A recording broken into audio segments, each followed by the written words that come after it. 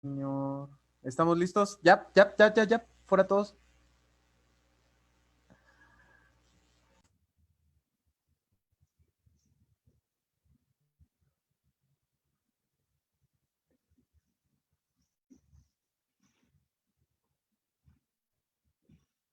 Tú me dices, Estamos Eduardo. en vivo. Muchas gracias. ¿Qué tal? Buenas tardes. Bienvenidos de nueva cuenta aquí a nuestro programa semanal de los miércoles, que pues por unas cuestiones de repente estamos a la una, luego a las 5, luego a las 4, luego a las 6, pero bueno, ya vimos cuando trabajamos la historia del tiempo que es relativo. Entonces, bueno, pues hoy estamos a las 4 y hoy vamos a tocar aparte un tema interesante que es el de la historia de las bebidas. Vamos a hacer un repaso sobre estas bebidas que ahora escucho a los chavos que le dicen bebidas coquetas, que nunca he entendido por qué coquetas, pero desde las bebidas coquetas hasta las bebidas más comunes como desde el agua, ¿no? Y pasando por bebidas no necesariamente alcohólicas, esto es muy importante, sino de esta tradición de la bebida a partir de una cuestión ritual hasta una parte que hoy lo vemos muy padre de esta cuestión del afecto, de la sociabilización, de sentarnos en una mesa o en una barra o en un jardín y poder tomar la bebida que nos plazca, desde un café hasta puede ser un ron, un mojito, lo que sea, un pulque, en fin, ¿no? A esas bebidas, es decir, en general de todas las bebidas. Entonces vamos a tratar de ver esa parte histórica, la parte social, la parte cultural, la parte mística, muy importante. No va a ser, en este caso no vamos a hacer un recetario de bebidas locas, nada por ahí, sino más bien vamos a trabajar mucho este asunto de la historia social y cultural de las bebidas que han tenido para nosotros.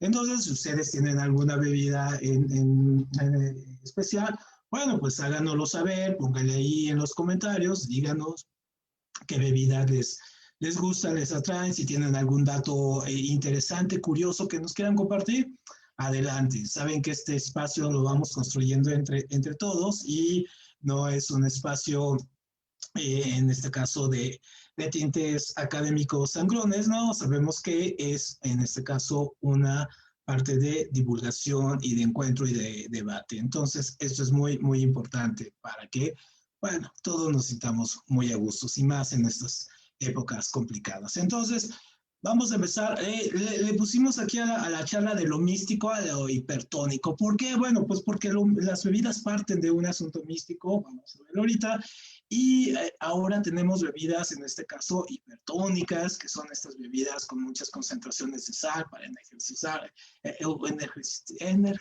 el cuerpo, en fin.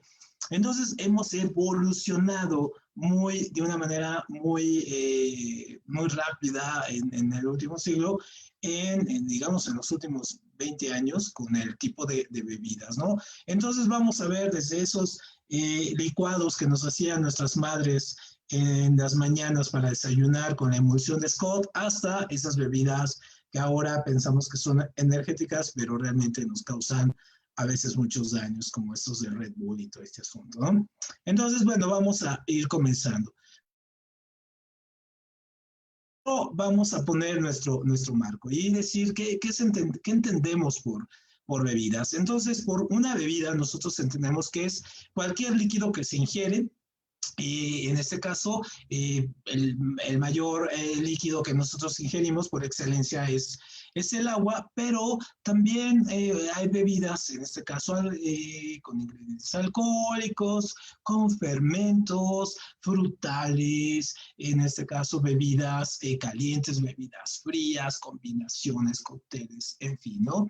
Entonces, infusiones, zumos. Entonces, por bebida vamos a entender esta cuestión de cualquier líquido que se ingiere, independientemente si tiene alcohol, no lo tiene, en fin. Entonces, eso es nuestro arranque. Entonces, nosotros vamos a ver que tenemos diferentes tipos de bebidas. Entonces, por ejemplo, tenemos las bebidas que nosotros llamamos bebidas alcohólicas, que son las que tienen un ingrediente ya de alcohol fuerte y quizás son las más populares en cierto sentido, ¿no? Son las que mayor conocemos por la referencia de sentarnos, en este caso, en las fiestas, en las reuniones, la parte ritual que trae atrás la bebida alcohólica que se fue generando y que ahora no hay fiesta, reunión que no tenga alguna bebida de estas, aunque vamos a estas reuniones desde lo exquisito a llevar coñacs de 200,000 pesos hasta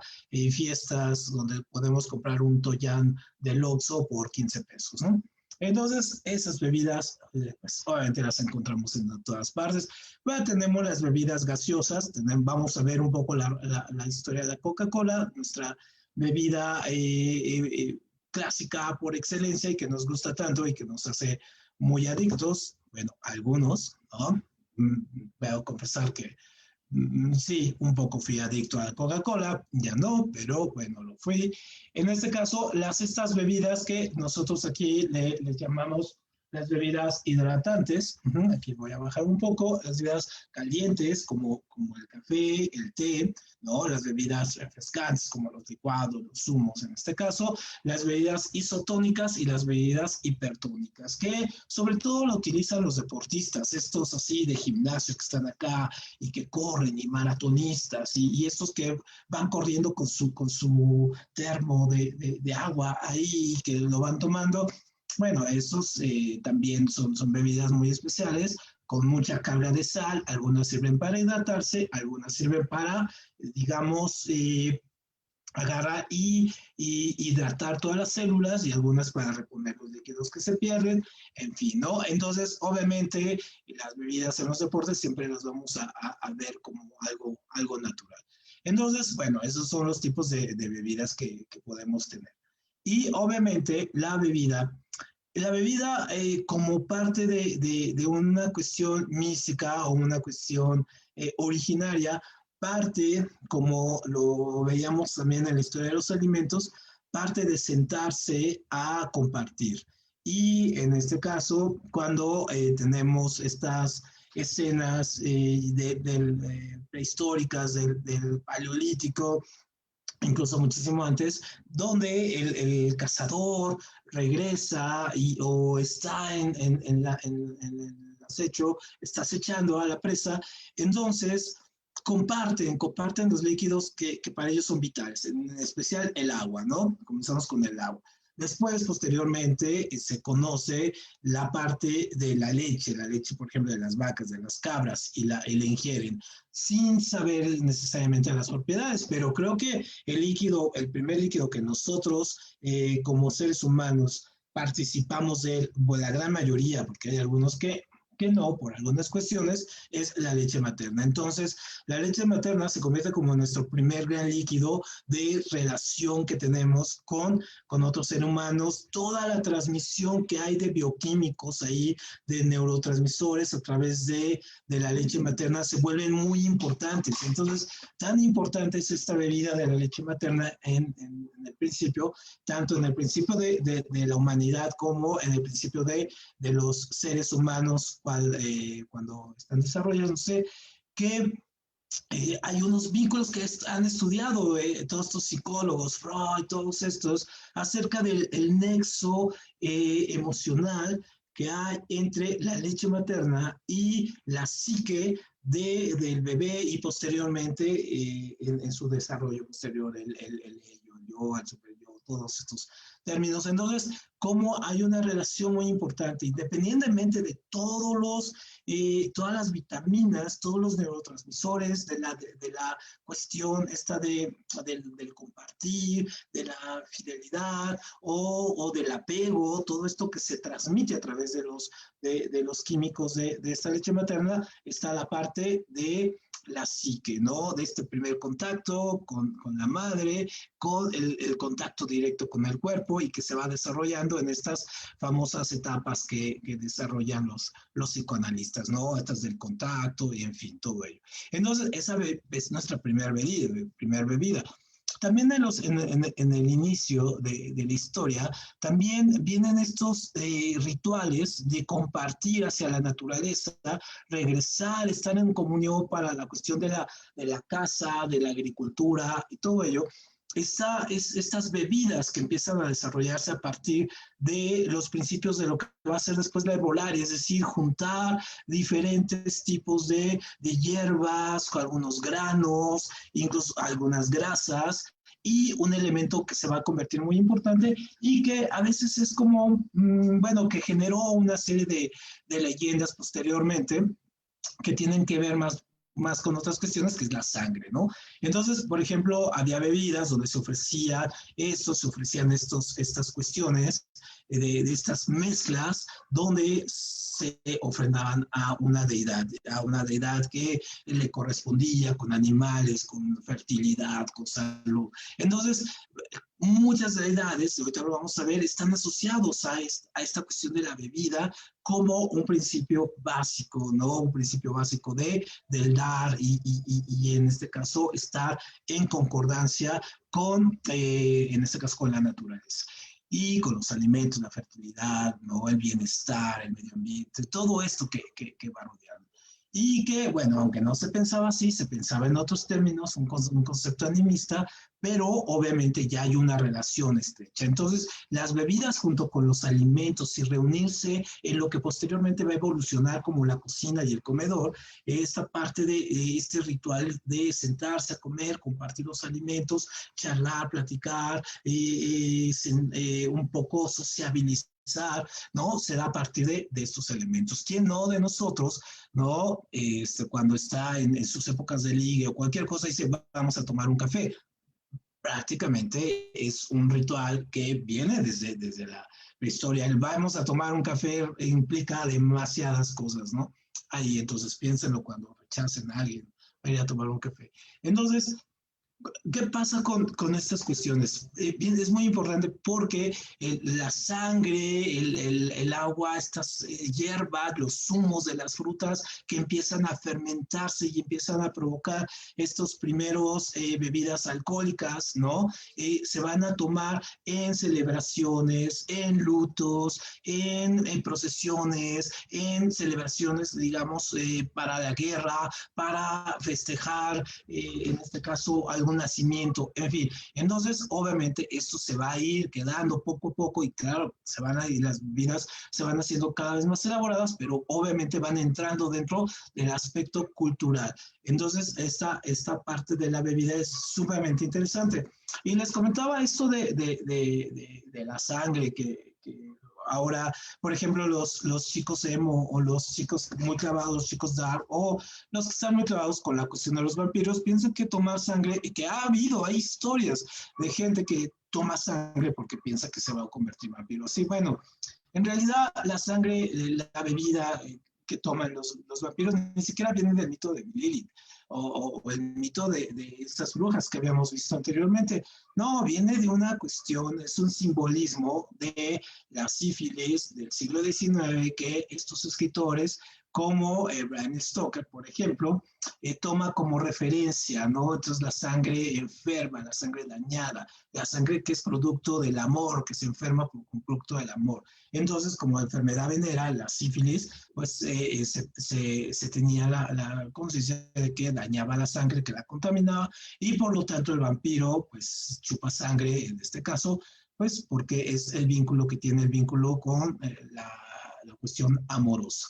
Entonces no tiene nada que ver con rituales antiguos en ese asunto. Eso vendría muchísimo después. Entonces, obviamente, la divinidad va a estar completamente ligada a la cuestión de las bebidas. Entonces, por ejemplo, si nosotros pensamos en las primeras bebidas con elementos ya alcohólicos, o sea, ya bebidas alcohólicas, pues una de ellas va a ser la cerveza. Y entonces vamos a ver la historia de la cerveza, pero el dios que se le asocia a esta, pues es este dios egipcio, Osiris en este caso, que es el dios de la muerte y de la agricultura, y por lo tanto también es el que le da a beber, en este caso a otro de los dioses, a Setnet, le da a beber la sangre, ¿no? En este caso, que posteriormente la va a derramar como forma de cerveza. Entonces, obviamente es una lucha de dioses lo que genera que este dios invente o cree de alguna forma lo que vamos a conocer como la cerveza. Digamos, ese es el mito que hay, ¿no? Porque todas las bebidas tienen sobre todo las muy antiguas, tienen una cuestión de misticismo. Entonces, obviamente, este Osiris, en esta pelea con este otro dios, pues obviamente van a embriagarse ambos, van a transformarse y a partir de la transformación van a surgir otros dioses producto de esta alcoholización, ¿no? Como el dios de la danza, el dios de la música, de la alegría, del amor, de la fiesta y pues por lo tanto también el dios de la embriaguez, ¿no?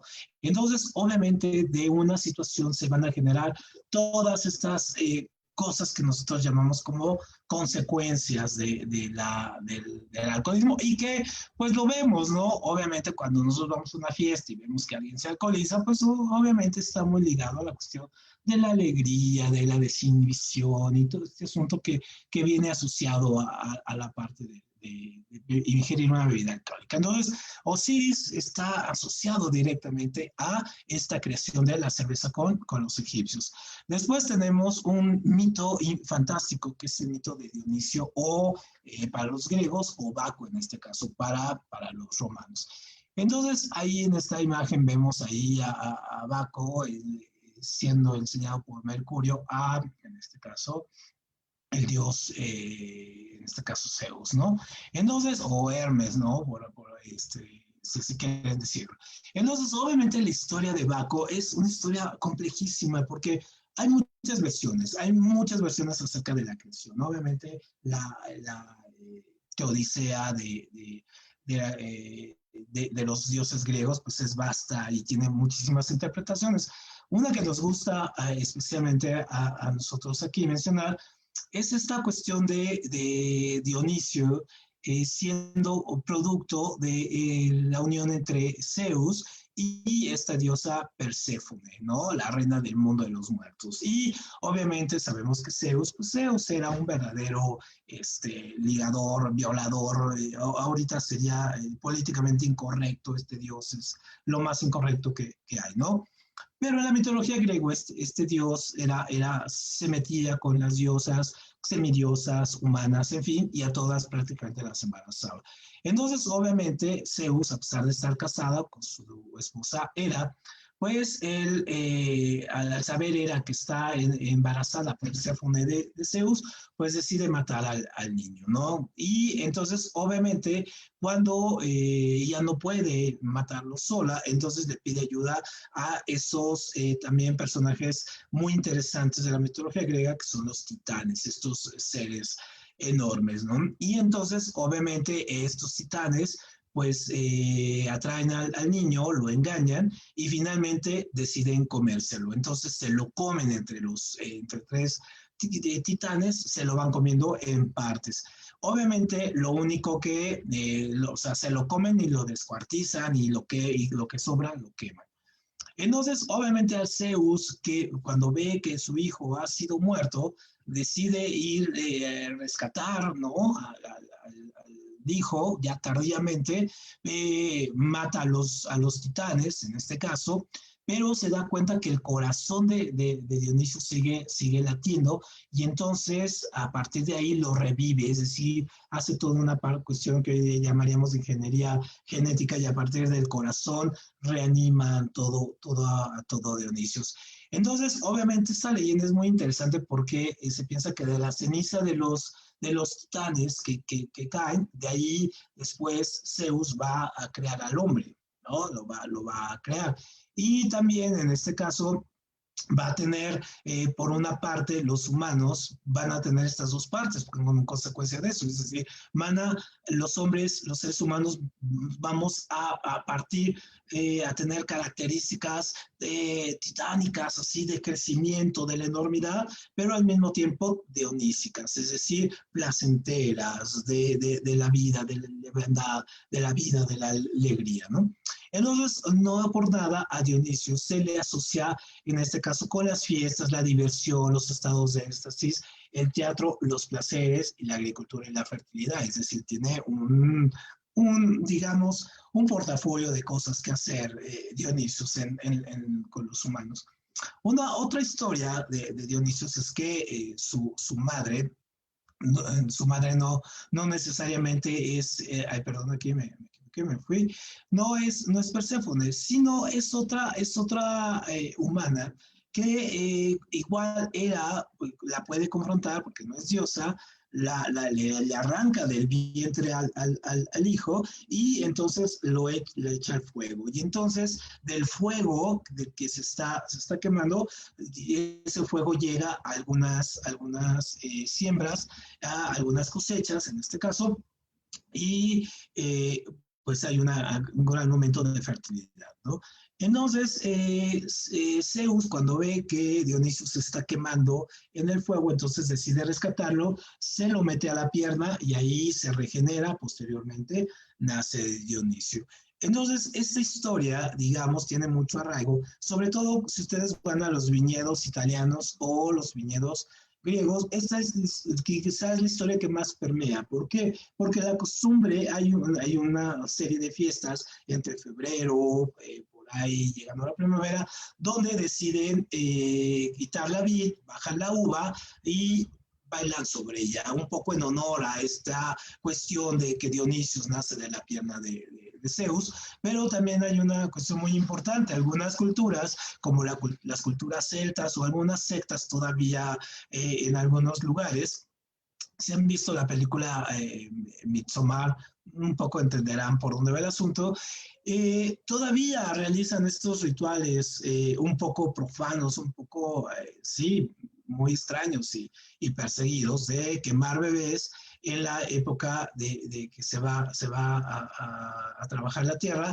y posteriormente las cenizas aventarlas en la tierra para que haya, en este caso, buena cosecha, ¿no? Entonces, obviamente, pues sí, son rituales que todavía están muy documentados en África, en Asia, en Europa, ¿no? En América también, y algunos los asocian con esta cuestión del ritual a Dionisios. Entonces, obviamente es una historia muy interesante. También Dionisios tiene una historia muy importante acerca del teatro. Por ejemplo, si ustedes se dedican al teatro, es una cuestión muy interesante porque cuando comienza el teatro, por ejemplo, a escribirse teatro, era que los griegos hacían ciertos festivales que se llamaban falípicas. Estas reuniones o fiestas eran procesiones donde hombres caminaban con una especie de falos grandes que los llegaban y los ponían en cierta parte del campo y hacían un círculo. Y en ese círculo solamente podían entrar hombres y obviamente participaban con hacer dramatizaciones.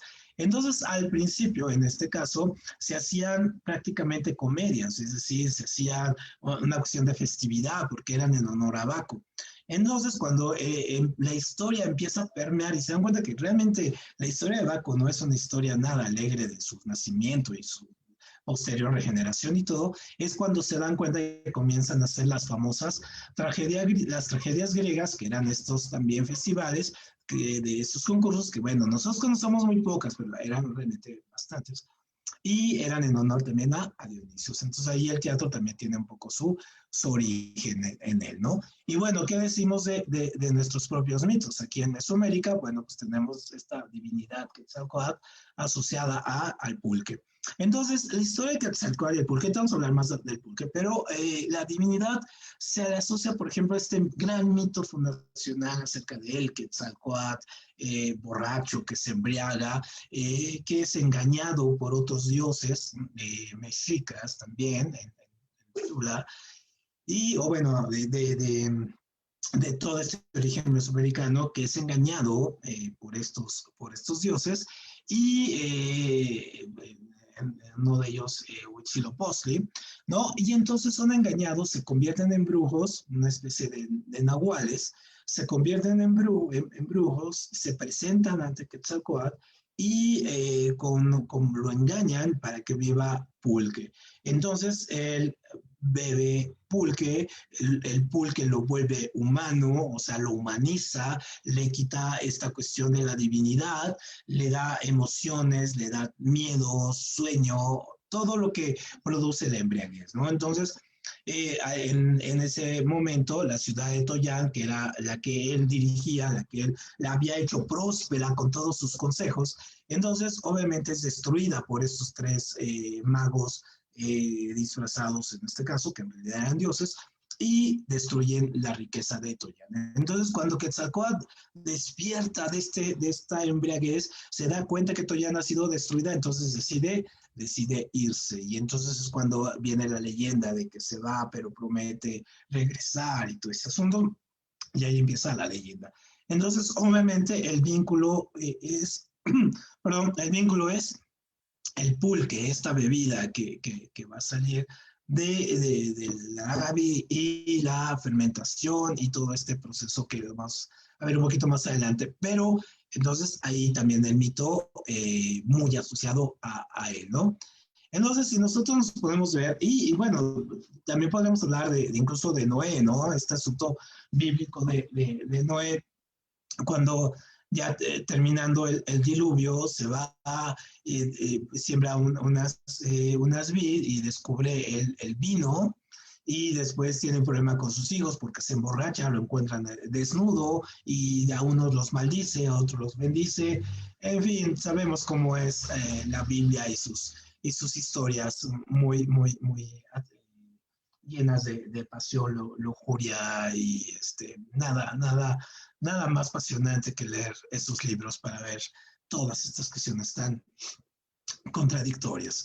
Entonces, en este cuadro lo que vemos es un poco la evolución de las bebidas fermentadas que son muy comunes y que ahora las tenemos como las bebidas así que nos, digamos, contribuyen más a digamos, en la actualidad, ¿no? Por ejemplo, tenemos bebidas fermentadas 800 años antes de nuestra era, por ejemplo, como el arroz en China, en toda esta parte de China, Japón, Asia, un poco Mongolia, un poco la India, donde van a salir estas famosas bebidas que hoy conocemos como el sake, ¿no? Las bebidas de arroz, o 500 años después de nuestra era, pues también tenemos aquí esta bebida que es aquí, perdón, el sake, el aguamiel, ¿no? En Italia, aquí lo voy a bajar un poquito más, aquí.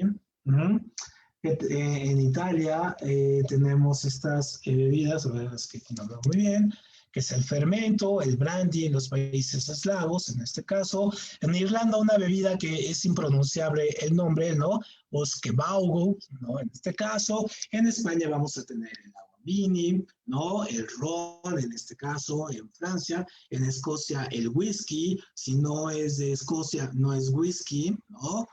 No se confundan, y el tequila pues de México. Entonces, esto también ha dado pie a algo que hoy llamamos como la cuestión de las bebidas de denominación de origen, es decir, que las bebidas están protegidas por la región en donde se producen. Entonces, eso es muy importante. Por ejemplo, el tequila se produce en Tequila, Jalisco, pero por ejemplo, en los mezcales, que es exactamente lo mismo, bueno, tienen una composición diferente o una forma de trabajarse diferente, pero tienen el mismo origen, más en la parte de Oaxaca, ¿no? Y entonces estas bebidas se protegen con base a leyes que protegen su origen para que no puedan ser reproducidas en otros lados. Entonces, por ejemplo, el whisky tiene que ser escocés o no es whisky. Por eso es carísimo los whiskies originales en este caso, ¿no? Aunque ahora, por ejemplo, hay tequila que hacen en China, ¿no?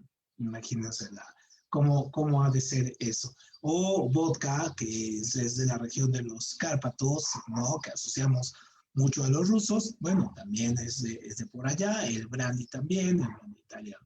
Entonces, obviamente, cada país va a tener sus propias bebidas y algunos los van a hacer como las bebidas nacionales, como un poco el mate en Argentina, ¿no? O el ajenjo en Francia, que son las bebidas nacionales. Pues aquí tenemos el mezcal, el tequila y el pulque, ¿no? Muy bien. Entonces, ¿Cómo se fueron originando estas bebidas? Entonces, se fueron originando a partir de lo que nosotros habíamos visto en la historia de la comida, se van produciendo a partir de la observación, es decir, vamos observando cómo se van generando las bebidas a partir de estas largas campañas donde los hombres se iban, las mujeres se quedaban, donde vemos cómo crecen a partir de las letrinas, van empezando a crecer árboles, semillas, y obviamente pues la cerveza pues va a partir de ahí, ¿no? La cerveza, como nosotros conocemos, tiene orígenes que nos podemos remitir incluso hasta el neolítico, ¿no? El neolítico muy antiguo. Y nosotros, si empezamos a revisar, hay algunas evidencias de que ya había una recolección de cereales que eran almacenados para posteriormente obtener, fermentarlos y obtener estas bebidas. Y la primera noción que tenemos de la cerveza, pues sabemos que es en Mesopotamia y en la civilización sumeria. Y entonces, obviamente, pues era muy fácil para ellos conservar estos granos por el tipo de clima, ¿no? Cocerlos, fermentarlos y obviamente tenía elementos que para ellos eran demasiado nutritivos. Entonces, obviamente, vamos a tener algunas referencias históricas muy interesantes.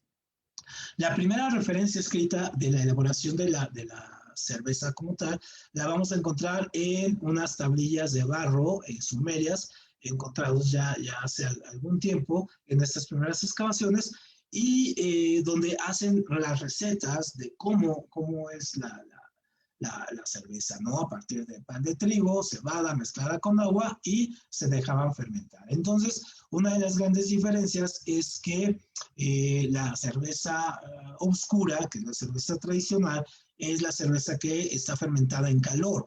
Posteriormente, la cerveza fría, que ya cuando hay sistemas de refrigeración, es decir, muy del siglo XX, es la cerveza clara. Entonces, si realmente quieren saber de cerveza, pues tomen cerveza oscura, esa es la original, ¿no? La cerveza clara es más elaborada en nuestra época. Y obviamente los egipcios fueron los que desarrollaron el arte de fabricar ya la cerveza. Encontraron hasta 17 variedades diferentes, la fueron sofisticando, la mezclaron con miel, con especias y obviamente estaba destinada para tanto clases altas como clases bajas según los ingredientes. Entonces, si van al Beer Factory, pues obviamente no se quemen pidiendo cerveza de chocolate, pidan su cerveza oscura original, no esas de chocolate, ¿no? Muy bien. Y luego el vino, otra de las bebidas clásicas por excelencia es el vino. Y entonces, obviamente, el vino es una de las bebidas también más antigua, también surgen en esta parte de Sumeria, de Babilonia. ¿Y por qué surgen en estas partes? Obviamente porque ahí se dan las primeras ya civilizaciones de corte, digamos, sedentarios, y aparte están los ríos, tenemos ahí los ríos a un lado, tenemos los climas, entonces obviamente por eso se van dando ahí, ¿no? Este tipo de bebidas. Entonces, olvidémonos del mito de Noé y concentrémonos en los sumerios. Y no por nada, muchos de los investigadores que piensan descubrir, tipo Indiana Jones, que piensan descubrir el arca de Noé, pues por eso piensan que el arca de Noé también estaba por ahí, por esta parte de Babilonia y Sumeria, ¿no? Entonces, obviamente la vid va a ser cultivada desde 6.000, hay evidencias de 6.000, casi 5.000 años de nuestra era, y obviamente hasta más o menos los 3.000 antes de nuestra era, es decir, en plena edad de bronce, es cuando los historiadores estiman que ya se produjo un verdadero nacimiento del vino como lo conocemos ahora, ¿no? Es decir, no se sabe necesariamente cómo se logra. Algunos piensan que fue casi de manera accidental este descubrimiento, de ahí el mito de Noé, y hay otros que piensan que surgió de una serie de experimentaciones ahí que se hicieron, ¿no? Es decir, que fue elaborado intencionalmente. Pero bueno, esas son las interpretaciones. Ahora, el vino en este caso va a partir de ahí, se va a ir introduciendo en todas partes. Entonces, en Europa, en lo que conocemos en Europa, sobre todo en el Imperio Romano, se va a introducir en el año por ahí del 200 antes de nuestra era, y obviamente ellos lo adoptan de los griegos, es decir, acuérdense que está Sumeria, luego está Grecia y luego está Roma, entonces va llegando en esta forma, y obviamente pues tienen el mito de Dionisios para explicar también el origen, ¿no? Ellos le ponen Baco, y obviamente empiezan con los avances tecnológicos que tenían ya los romanos, comienzan a a elaborar el vino, a hacer sus viñedos. Y si ustedes tienen algún día oportunidad de caminar por las costas mediterráneas, se darán cuenta de las vides, que la gente tiene sus vides, así como nosotros aquí ahora cultivamos marihuana. Bueno, o sea, ya los italianos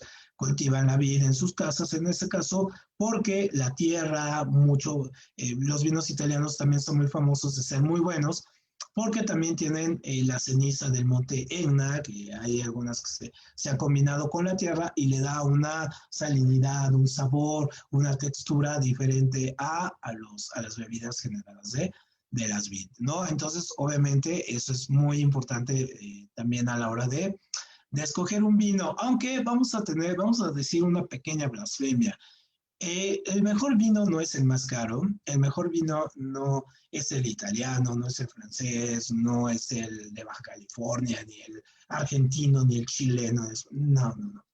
El mejor vino es el que a ti te gusta, ¿no? Si a ti te gusta, en este caso, dulce, bien, ese es tu vino. Si te gusta fuerte, está bien, ¿no? Si te gusta seco, ¿no? Seco con notas frutales y en este caso amaderado, pues también está bien, ese es tu vino. Entonces, obviamente hay que quitarle un poco de la parte snob a la cuestión de que el vino y que si la uva y todo. Sí, hay gente que lo sabe, ¿no? Tiene su especialidad, pero finalmente, como decía, cuando yo era chico, ahí iba a las tiendas, decía, si a este mundo vino y no ha tomado vino, ¿a qué chingados vino? ¿No? Entonces, bueno, el mejor es el que a ti te guste.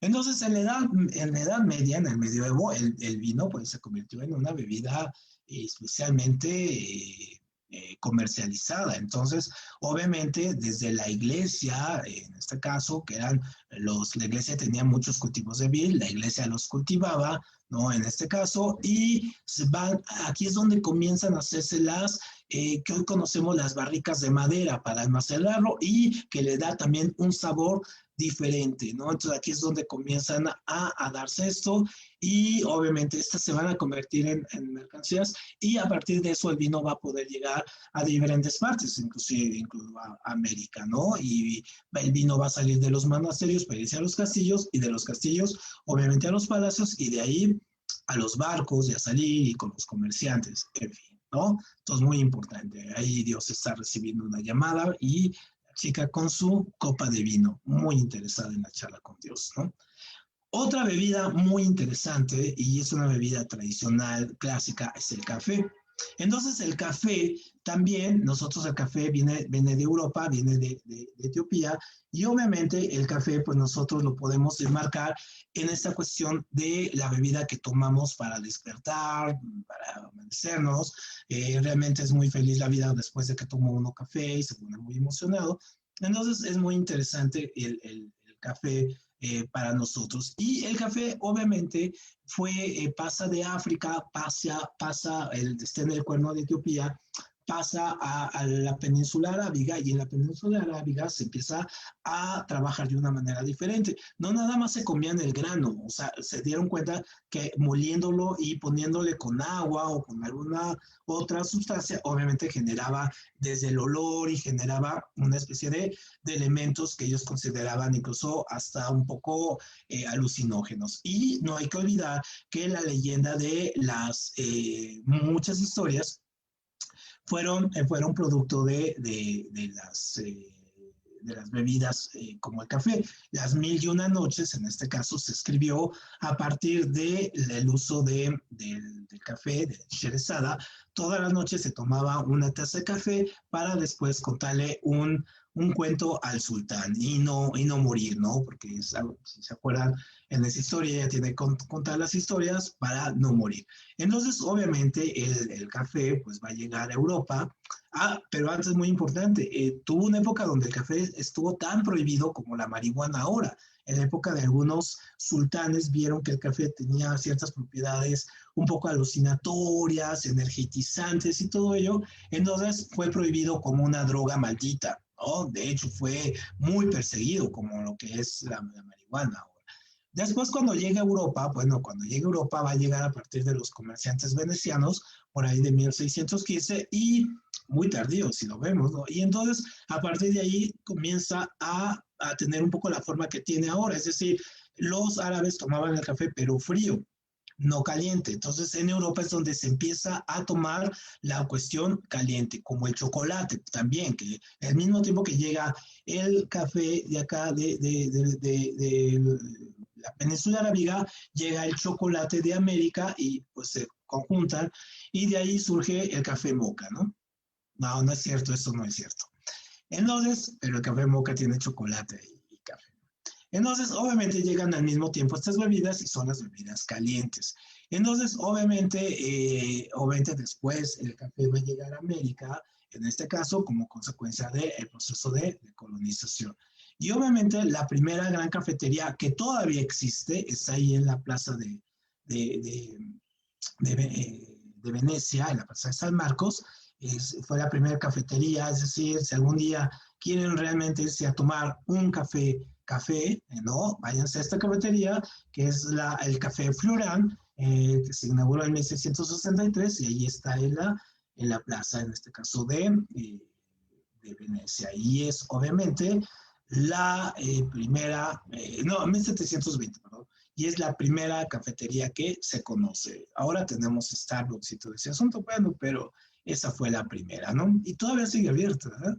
Luego, pues sí, llegamos a que el café llega a América y obviamente ahora todos nos vamos a tomar un caramel deslactosado light, kosher, con chispas de chocolate y crema batida y bajo en calorías, ¿no? Entonces, bueno, eso es el café al que llegamos. No sé si quiere hablar de esto, pero bueno, en fin, el Starbucks nace allá en 1971 y a partir de la comercialización del café en todas sus variantes, en este caso, pues solamente tenemos cantidades de cafés, ¿no?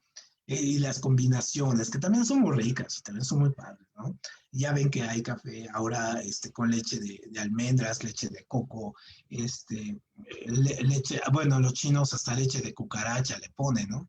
Entonces, y es real, no es broma, es real, ¿no?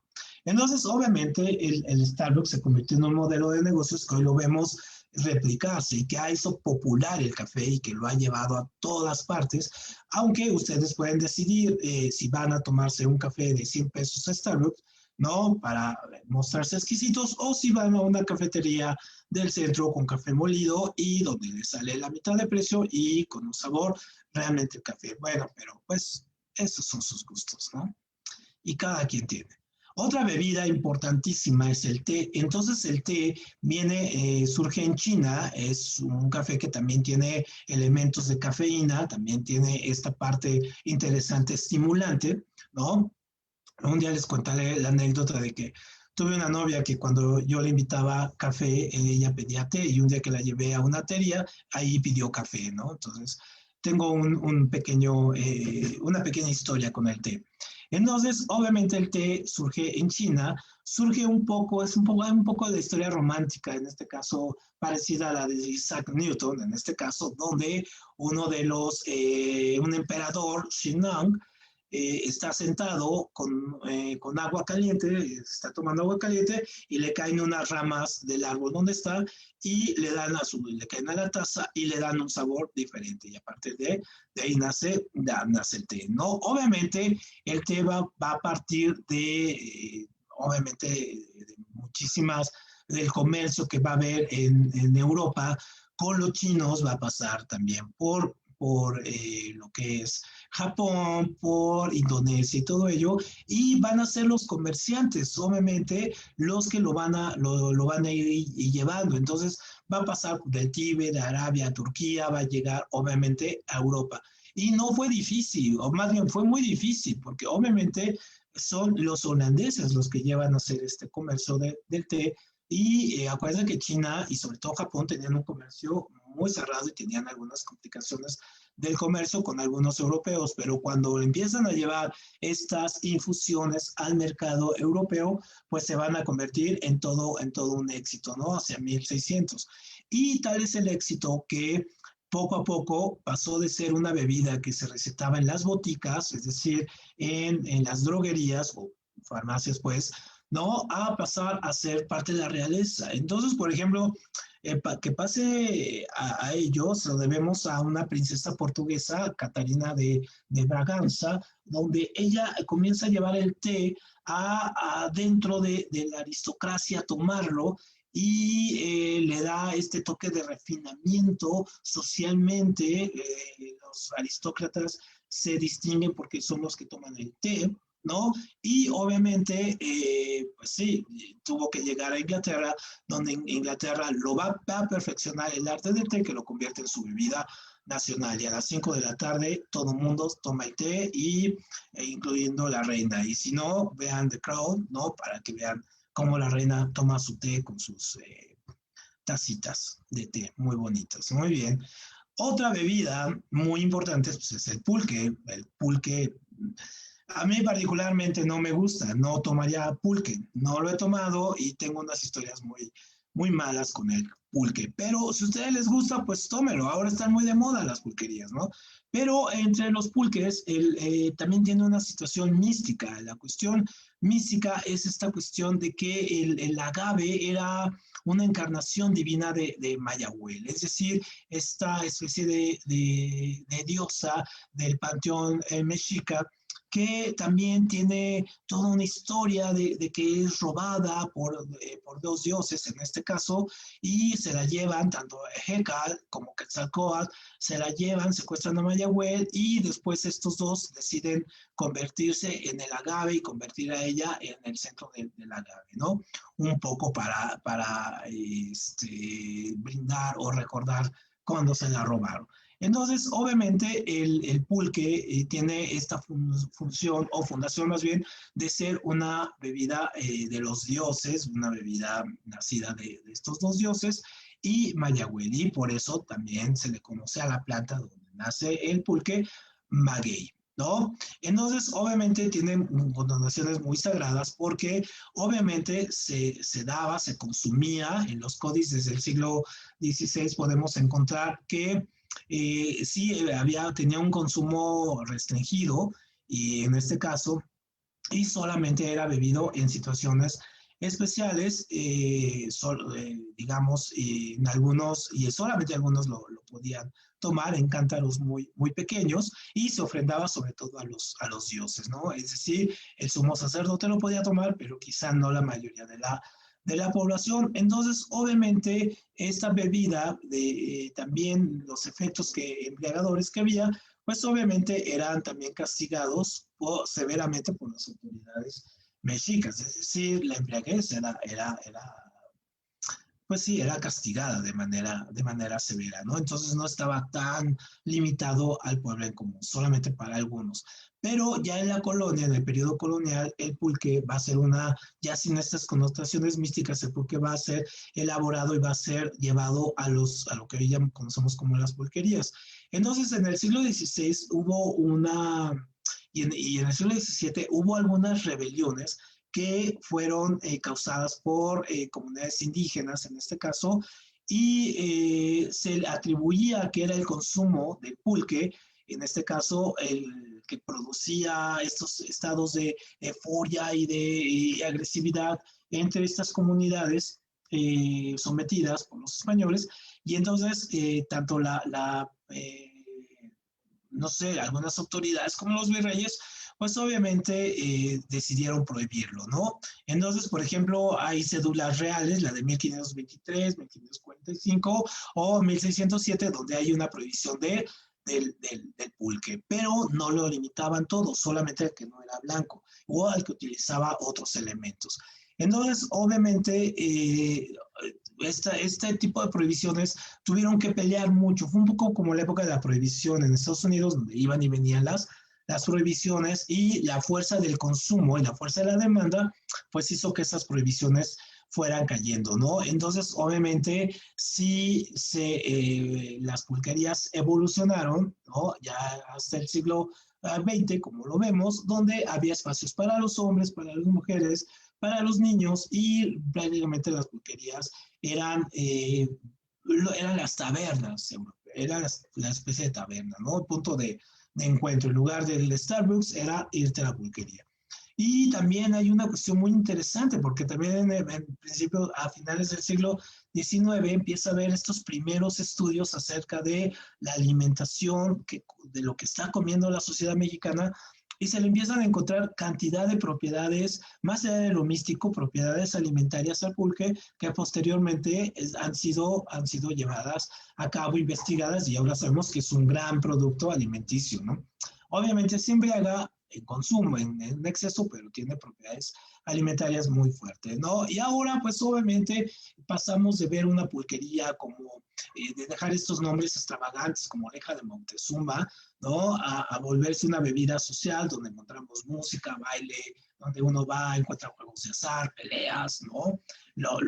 Algunos criminales se encontraban en las pulquerías, y también, pues obviamente, sí, la cuestión sexual, ¿no? La cuestión del encuentro erótico que había ahí, que se daba en las pulquerías, que es un tema bastante interesante.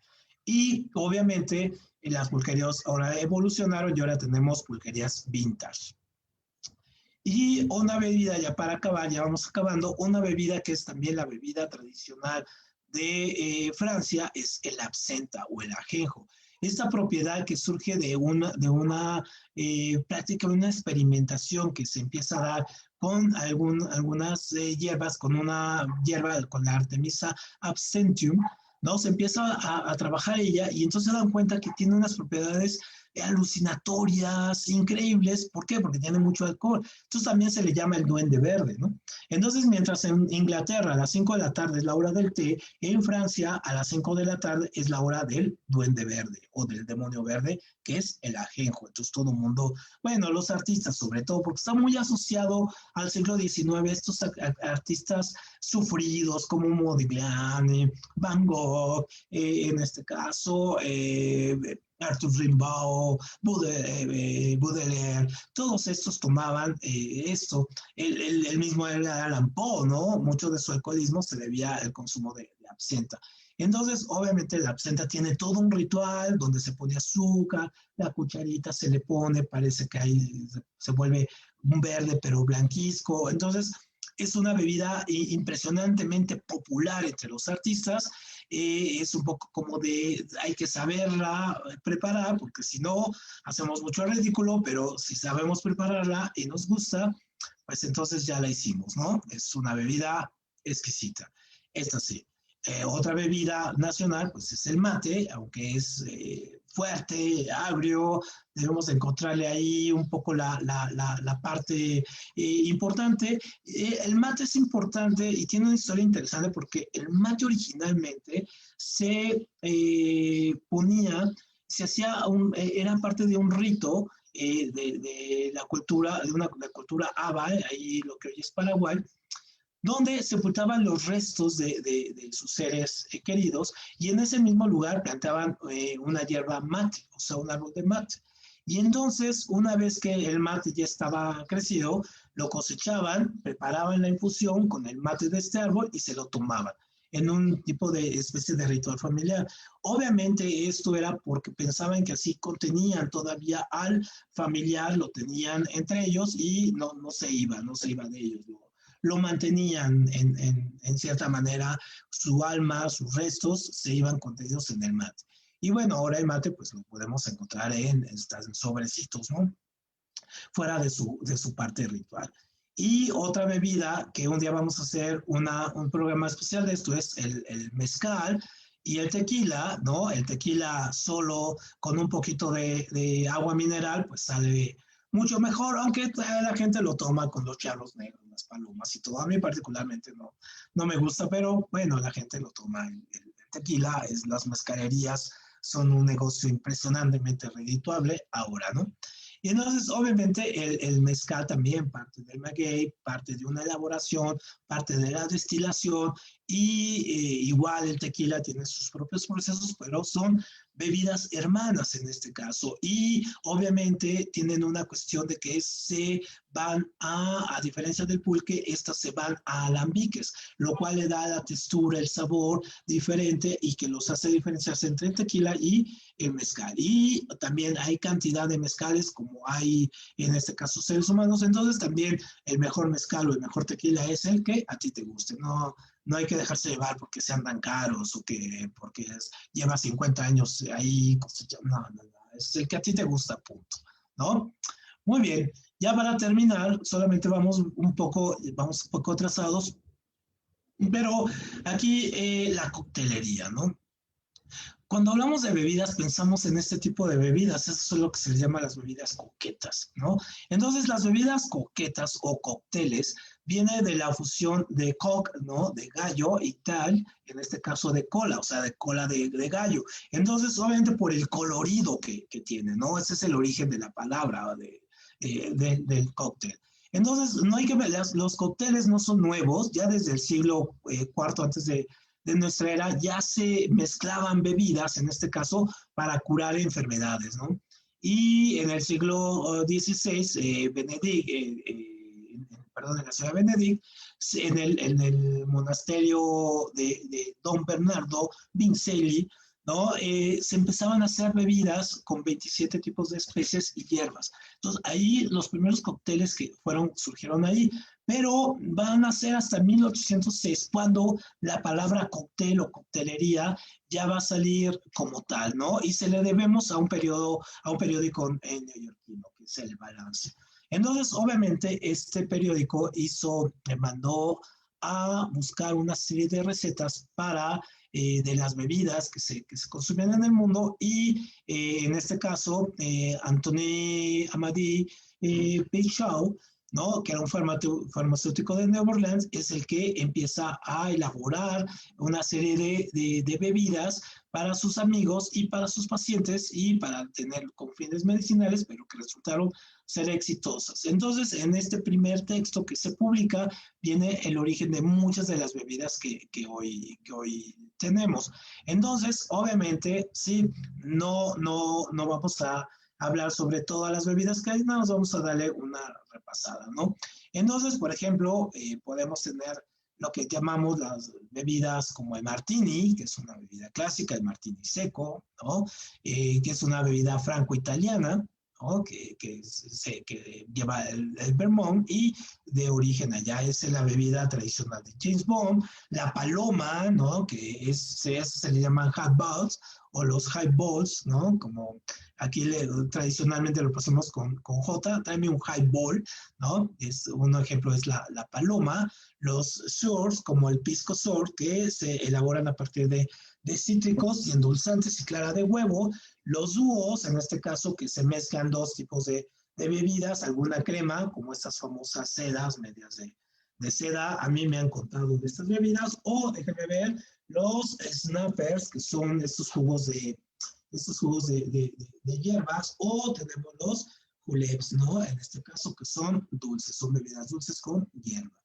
Y obviamente las bebidas más interesantes que tenemos, pues son estos cócteles. Por ejemplo, el martini, les digo, que lleva su vermouth, el aceituna, la ginebra, y es la bebida en este caso, James Bond. La margarita, que lleva limón, naranja, tequila, hielos. Desconozco el origen de las margaritas, pero seguramente ha de haber sido algún enamorado de alguna margarita.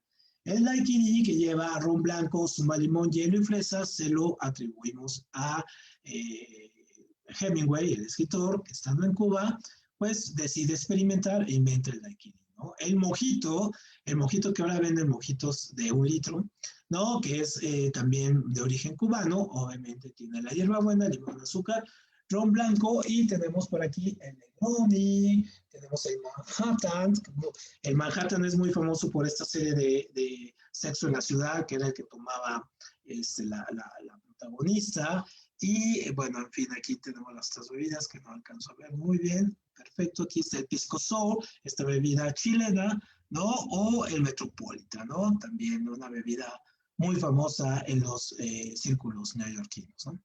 Y para terminar, ya es esta cuestión de no dejar de cerrar la parte de la Coca-Cola, porque también la Coca-Cola es una bebida de consumo mundial obscenamente, digamos, consumida, que tiene todo el mundo, prácticamente en todo el mundo encontramos Coca-Colas, que se crea en 1886 como una cuestión medicinal, un poco como lo que vimos de los cornflakes de Kellogg's, que también tienen un origen medicinal para que no se masturbaran los hombres. La Coca-Cola no tanto por ahí, pero obviamente sí tiene una tradición farmacéutica, y obviamente trabajaba el médico, el John Parventron, es el inventor, manejaba una especie de jarabe que es la fórmula secreta, que hasta la fecha hay muchos mitos de que hay dos hombres, uno con un motín y otro con otro maletín, y que nunca se encuentran y llevan la fórmula secreta y andan divagando por el mundo, y a lo mejor no los hemos encontrado en el metro ahí con un maletín, y es el maletín de la Coca-Cola, ¿no? Y con una agua natural, que es el vino Coca Pemberton, ¿no? Que inventa esto. Entonces, obviamente, ¿por qué la Coca-Cola es tan importante? Porque ha permeado en nuestra vida, ¿no? Inventó la Navidad como la conocemos. Entonces, obviamente, desde 1920, la Coca-Cola empezó a utilizar esta animación de Santa Claus, asociarlo no como una bebida de necesariamente de lugares cálidos, sino también de lugares fríos. Entonces empiezan a meter a Santa Claus, empiezan a utilizar los colores en su envase, ¿no? Y luego ahí hay una polémica, que Santa Claus le dio los colores o la Coca-Cola le dio los colores a Santa Claus, aunque hay una cuestión muy interesante. La primera evidencia que encontramos de que quizá fue al revés fue en 1930. El artista, el pintor Fred Mitzen, pintó esta primera imagen que vemos aquí de este Santa Claus. Digamos que esta es la primera imagen bebiendo una botella de Coca-Cola, ¿no? Entonces, esta imagen fue reproducida en todas las campañas desde 1930. Hay que entender que este pintor tomó, así como el cura Hidalgo, que un día vamos a hablar de eso, este pintor tomó como modelo a un vendedor jubilado, que era su amigo, que de nombre Lupretins. Y obviamente le quita al San Nicolás original de las iglesias, le quita los rasgos como de duende, ¿no? Que era la tradición bretona irlandesa, y lo hace más alto, más grueso, más bonachón, de ojos alegres. Entonces, pues Santa Claus, el que conocemos, entonces, perdón, Santa Claus sí son los papás, si hay niños, bueno, pero también es Lou Prettice, ¿no? Perfecto. Y obviamente, pues sabemos lo que ha producido la Coca-Cola, pues hay comunidades de Chiapas donde les sale más barato comprar una Coca-Cola que comprar agua, y por eso también los índices de obesidad, los índices, en este caso de diabetes, y por lo tanto las muertes también que tenemos que ver con COVID, muchas relacionadas a estas comorbilidades, y la Coca-Cola pues ahí tiene su grado de culpa, ¿no? No hay que dejar eso. La Navidad, obviamente, que inventó la Coca-Cola, pues vemos las consecuencias que tiene. Pues gracias. Terminamos un poco apresurados, como siempre nos falta el tiempo, pero la próxima semana vamos a ver los artistas malditos, es decir, pintores, escritores, de todo tipo de artistas, músicos que se consideran malditos. Y estamos preparando para el 14 de febrero un especial sobre el amor. Entonces ya les iremos contando, no ese amor ñoño, no, ya veremos. Les daremos una cosa nueva. Pues muchas gracias a Lazos Químicos, gracias a todos, y nos vemos el próximo miércoles por acá. Y pues, pueden dejar sus comentarios por ahí. Muchas gracias. Gracias, Arturo. Gracias a todas las personas que nos siguen en vivo a través de Facebook Live por los diferentes canales, tanto Lazos Químicos, Recomendaciones Facultad de Química y, por supuesto, Un Minuto, Un Libro. No se pierdan la siguiente semana entonces, Artistas Malditos, en el espacio cultural de la Facultad de Química, La Letra Absuelta. Muchas gracias a todos.